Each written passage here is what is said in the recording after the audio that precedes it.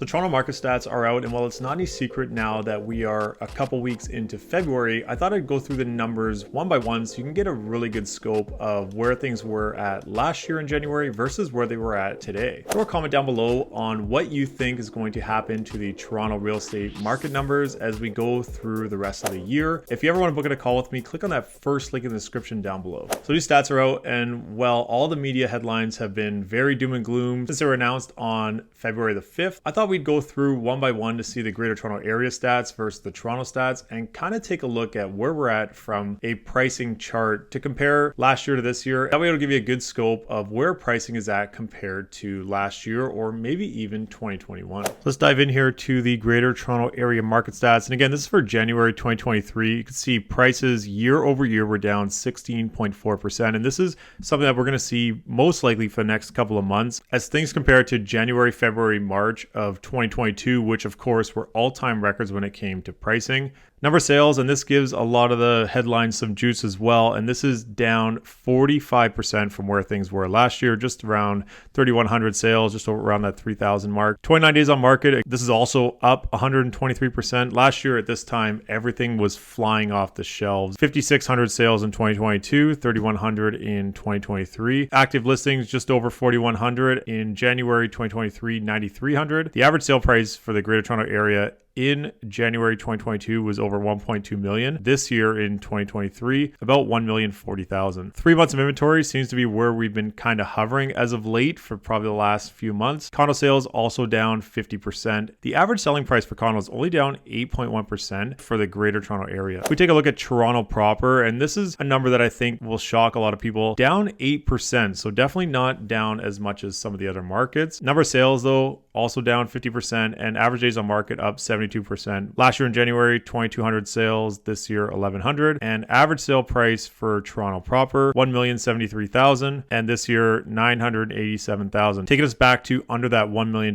mark, which we haven't seen since 2021. 3.5 months of inventory for Toronto as a whole, and condo prices down about 6.5% from where they were in January 2022. Condo sales down 57% as well. Now, as we look into the monthly sales data, and I know I go through this every single month, but now we're going to get to more of a picture of year over year as we're into January.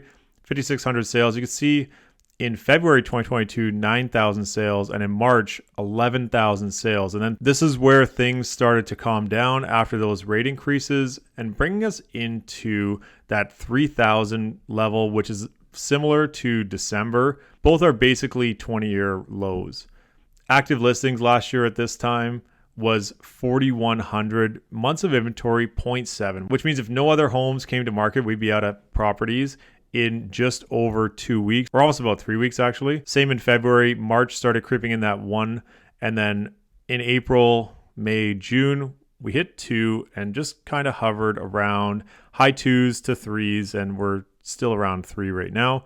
And as you can see, as the months of inventory was super low, not a ton of active listings, average price started climbing and then declining once we hit those rate increases and into April. I think this is important to note though, the bulk of the drop from that 1.33 million, most of the drop happened into June, about a $200,000 drop, another 100,000 into July, and then we've been kind of hovering around that mark. This graph shows how the bulk of sales last year in January 2022 for all home types on average happened in that $1.25 to $1.5 million range. There were also 80% of sales above asking price. As we go to the next slide, January 2023, this is interesting, is that most of the sales happened between that 1 million to 125 range, by actually a long shot, which is pretty reflective of how people's buying power dropped between 20 to 25% with all the rate increases. Another number that stands out is the percentage of sales above ask at 27%. So significantly down from where it was last year at 80%. We jump over to pricing for the city of Toronto, the single family market. January 2023 numbers at just under 1.5 million, which brings us back to somewhere between that August-September number. We look at townhouses, the January 2023 number brings us back to just over December 2021. And for condos, we're back somewhere around that December 2021 pricing, give or take, for the Toronto market. And what's been standing out to me is the activity we saw at the last part of January. And I've done other videos which will discuss a little more in depth what we saw at the end of January into February. So I don't want to go through those those again now, but you can check out those videos to see what those numbers look like. The Coles Notes version is that it was very bottom heavy, so a lot of the transactions and the price point happened at the end of January, and we've seen things continue to ramp up through February, though not crazily like where things were last year, but still the activity has been out there. Been seeing multiple offers on many properties, and the competition remains for great product in great areas. If you found any value in this video, hit that like button so I can keep getting these videos out to more people just like you looking to get the actual facts and data of the Toronto real estate market. I'm Michael Ouzas. Thanks for watching.